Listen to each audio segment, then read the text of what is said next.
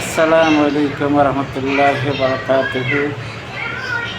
আজকে জুমার নামাজ আদায় করে একটু বেড়িবাঁধের দিকে যাব,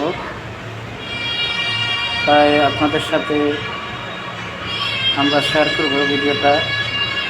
বেড়িবাঁধের কারমাঙ্গিরচরের যে বেড়িবাঁধটা, সেটা কী অবস্থা একটু দেখব। দীর্ঘ 8 বছর পরে আমি এলাকায় আসছি। আমি আগে এক সময় শহীদনগর ছিলাম, তাই এখন আমি বেড়িবাঁধের দিকে যাব। নদীর কী অবস্থা, এক সময় নদীটা অনেক পানি ছিল, এখন কি পানি আছে কিনা বা নদীর কি আগের সেই অবস্থা ছিল কিনা, তাই একটু দেখতে যাব। তাই জুমার নামাজ শেষে যাত্রা করলাম। দেখতে পাচ্ছেন মানুষ, রাস্তাটা একটু ডাল, এখন অনেকগুলো রিক্সা যাচ্ছে, দেখতেছেন। অনেক একসময় রাস্তাটা আর একটু খারাপ ছিল, এখন রাস্তাটা একটু আগের থেকে ভালো। বেড়িবাঁধের দিকে যাচ্ছি। এদিক দিয়ে একটা রাস্তা আছে, পাশে কিছু দোকানপাট দেখতে পাচ্ছেন। এ পাশে একটা গার্মেন্টস দেখতে পাচ্ছেন অনেক বড়। এখন দেখতে পাচ্ছেন রাস্তাটা একটু ওসা, এটা হচ্ছে সেই বেড়িবাঁধ কারমাঙ্গিরচরের যাওয়ার পথটা, এবং পূর্ব দিকে হচ্ছে মোহাম্মদপুর যাওয়ার রাস্তা। এই বেড়িবাঁধটা এক সময় ছিল না, এটা এখানে নদী ছিল, পরবর্তীতে এরশাদের আমলে এই বেড়িবাঁধটা করা হয়েছিল। এখন অনেক ওসা, এবং ঢাকার শহর মানুষ নদীর ভাঙন থেকে মুক্ত হয়েছেন এই বেড়িবাঁধটার কারণে। কিন্তু দুঃখজনক হলো সত্য, আজকে এই বেড়িবাঁধকে কেন্দ্র করে এখানে দখল করে নিয়েছে অনেক মানুষ, জমিগুলোকে দখল করে নদীটাকে বরফ করে, নদীটার অস্তিত্বই এখন বিলীন।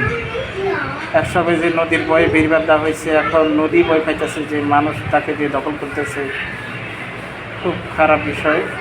দেখতে পাচ্ছেন এই নদীর পানিগুলো কি কালো, চারপাশে দূষণ করে ফেলছে, ফেনা, কচুর ফেনা, ময়লা আবর্জনা, রাস্তাঘাটের কী যে বিশ্রী অবস্থা দেখেন। এই নদীটা যদি আজকে ভালো থাকতো, তাহলে ঢাকা শহরটা আরও সুন্দর হতো।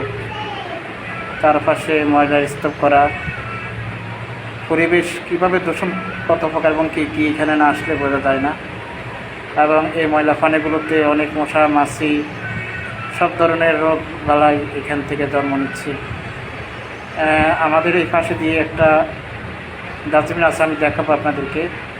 এই যে পাশে একটা ডাস্টবিন, অথচ এই ডাস্টবিনে ময়লা না ফিরিয়ে দেখে এই নদীর বেড়িবাঁধের এই পাশে নোংরা ফেলে ফেলছে মানুষ।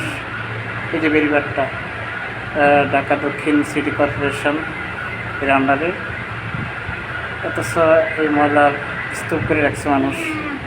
দেখতে পাচ্ছেন বেড়িবাঁধ। এখন আমরা যে এখান দিয়ে যাচ্ছি, এটা হচ্ছে লালবাগের শহীদনগর 4 নম্বর গুলি দিয়ে বের হয়ে আমি বেড়িবাঁধ আসছি। বেশি দূর যাবো না, কারণ এই অবস্থা রোদের মধ্যে যাওয়া আমার কষ্টসাধ্য বিষয়। আবার দ্বিতীয়ত ক্ষুধা লাগছে, খাওয়ার সময় হয়ে গেছে। জুমার নামাজ পড়ে আসলাম মাত্র, শুধু কৌতূহলবশত এখানে আসলাম, তাই চিন্তা করলাম একটু ভিডিওটা করে আপনাদের সাথে যদি শেয়ার করি অনেক ভালোই হয়। আপনারাও দেখলেন যে ঢাকা শহরের কী অবস্থা।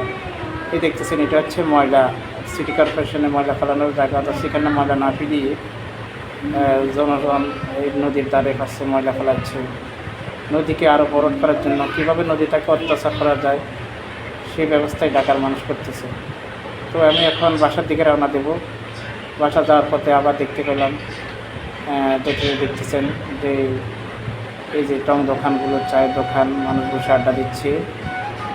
আর দেখতে পাচ্ছেন যে এখানে এই যে মানুষগুলো, এই যে গার্মেন্টসটাকে দেখতে পাচ্ছেন, যেটা দেখাচ্ছি, অনেক সুন্দর একটা গার্মেন্টস। এখানে অনেক মানুষ কাজ করতেছে। এখানে একটা পুলিশ স্টেশন দেখতে পাচ্ছেন, এটা ঢাকা শহীদনগর 4 নম্বর মেট্রোপলিটন পুলিশ বিভাগ। আমি এখন আবার সে ডাল হয়ে রওনা দিচ্ছি আমার বাসার দিকে। আমি বাসাটা নিয়েছি মাত্র কয়েকদিন হবে, সেটা আমার বোনের বাসা, এবং আমি একটা বাসা নিয়েছি আমার ওয়াইফের সাথে, এই বাসাতে থাকি।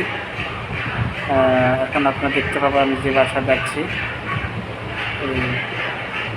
এখানে মানুষজন যাচ্ছে, এখানে অনেক গাড়ি বসে হয়েছে, কারণ সবেমাত্র জমা নামাজ শেষ হয়েছে, মানুষ সেখানে খাবার খাচ্ছে প্রচণ্ড। এই যে ভিড় মানুষের, কারণ পুরান ঢাকার মানুষ কিছু অভ্যাস আছে, নামাজ শেষ হলে তারা ফুটপাত থেকে খাওয়া দাওয়ার ইয়েটা সেরে নেয় প্রাথমিক অবস্থায়। এখন মানুষ দেখতেছেন, অনেক মানুষ এখানে আড্ডা দিচ্ছে, নামাজ শেষে আলাপ আলোচনা করতেছে, গল্প গুজব করতেছে। এখানে একটা মাজারও দেখতে পাচ্ছেন, উরুস মাজার। আমি এখন হাঁটতে হাঁটতে রওনা দিচ্ছি বাসার দিকে। আমার বাসাটাই পাশাপাশি একটা এলাকায়।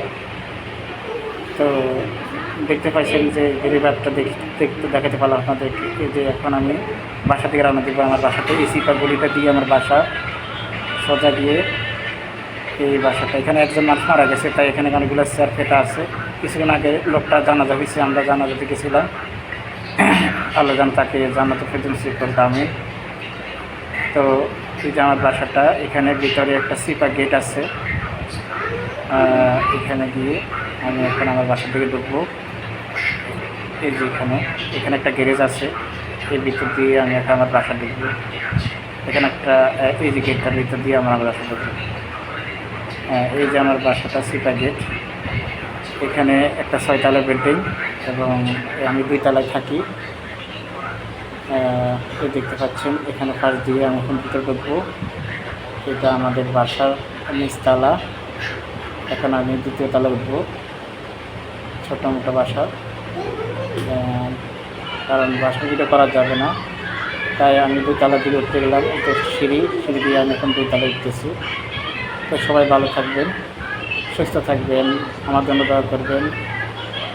আর জুমার দিনের কিছু ফজিলত সম্পর্কে আপনার সাথে পরবর্তীতে আলোচনা করব। আসসালামু আলাইকুম ওয়া রাহমাতুল্লাহি ওয়া বারাকাতুহু।